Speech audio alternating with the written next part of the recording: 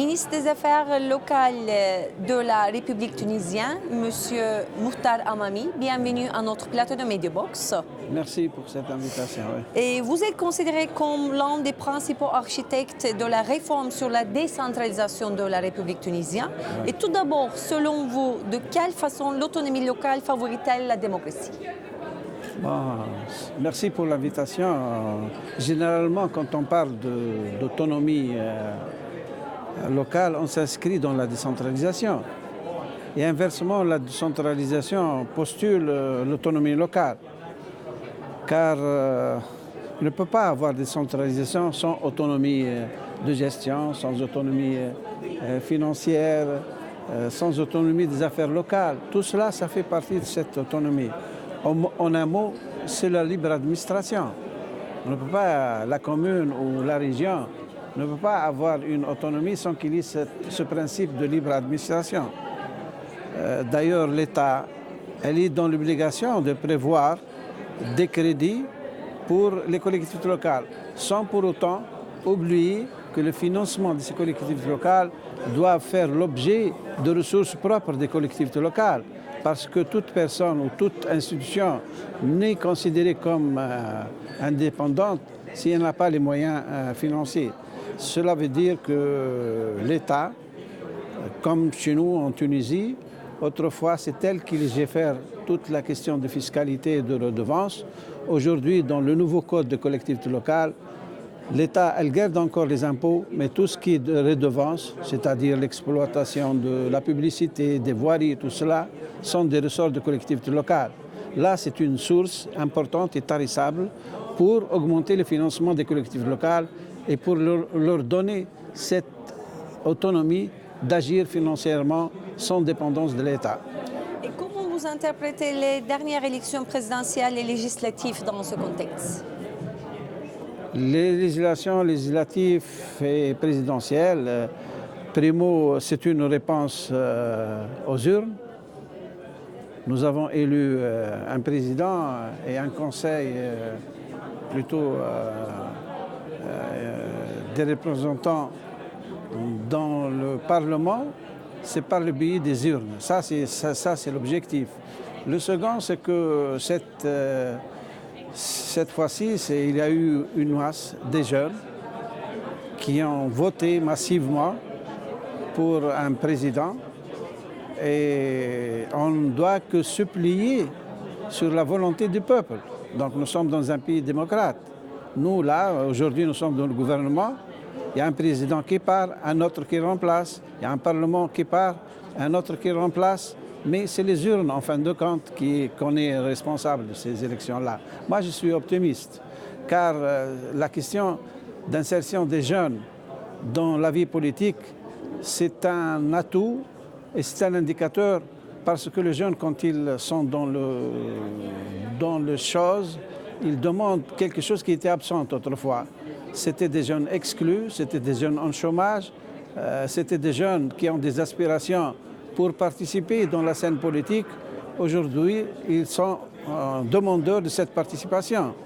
Et cette participation va avoir une couleur, plutôt une odeur autre que celle qui existe. Autrement dit, les jeunes se projettent dans l'avenir. Ils réfléchissent à des thèmes innovants. Ils parlent de stratégie des villes, comme le cas de notre situation dans les collectivités locales. Ils parlent des changements climatiques. Ils parlent des villes intelligentes, des régions intelligentes. Ce sont des thématiques que les jeunes sont capables de le suivre. D'accord? Donc, je postule que ces gens-là, si aujourd'hui ils pensent de telle manière, et si aujourd'hui, comme c'est le cas pour notre pays, 50% des élus municipaux sont considérés des jeunes ou des femmes. Donc, ils sont dans la prise de décision. La moitié des femmes sont des présidentes, pour ne pas dire la totalité, parce que le président des communes, obligatoirement, s'il est président, un sexe masculin, obligatoirement la vice-présidente est une femme et vice-versa. Donc sur les 350 communes, on a 350 présidents ou présidentes de la commune. Donc ils sont aujourd'hui des décideurs au niveau local, ils sont dans une situation d'apprentissage, mais dans 5 ans ou 10 ans, ils vont postuler à être dans l'Assemblée. Ils vont postuler à être dans des décisions encore plus hautes. Et c'est ça l'ascenseur de ces jeunes-là et c'est l'avenir. Voilà, on ne peut rien dire. D'ailleurs, la Tunisie vient de se voir octroyer le statut de partenariat pour la démocratie locale auprès du Conseil de l'Europe. Pensez-vous que ce statut peut renforcer la coopération régionale et aussi les relations avec le Congrès ou le Conseil de l'Europe? Bien sûr, la Tunisie s'est octroyée, c'est une reconnaissance. Reconnaissance à un pays jeune qui est convaincu par la démocratie et la gouvernance locale. Et puis nous partageons tous les problèmes et toutes les thématiques qui se trouvent dans le nord de la Méditerranée, c'est-à-dire l'Europe. On a beaucoup de problèmes qu'on partage. D'ailleurs, on est signataire de 13 conventions qui sont dans le Congrès. Des conventions qui portent sur la corruption, des conventions qui portent sur le droit de l'homme, des conventions qui portent sur tous les actes qui sont contre la femme ou contre les violences des femmes et tout ça. Ce sont en fait des questions universelles qui nous partagent. Mais le plus important, ces questions de droits de l'homme et tout cela doivent être assises sur toute une chose intégrée, c'est-à-dire aussi bien le droit que l'économique que le social. Mais le bassin qui nous unit aujourd'hui, c'est le Méditerranée. Le Méditerranée, ça a été toujours un centre ou un espace ou un bassin de connaissances et de partage des cultures entre les deux rives.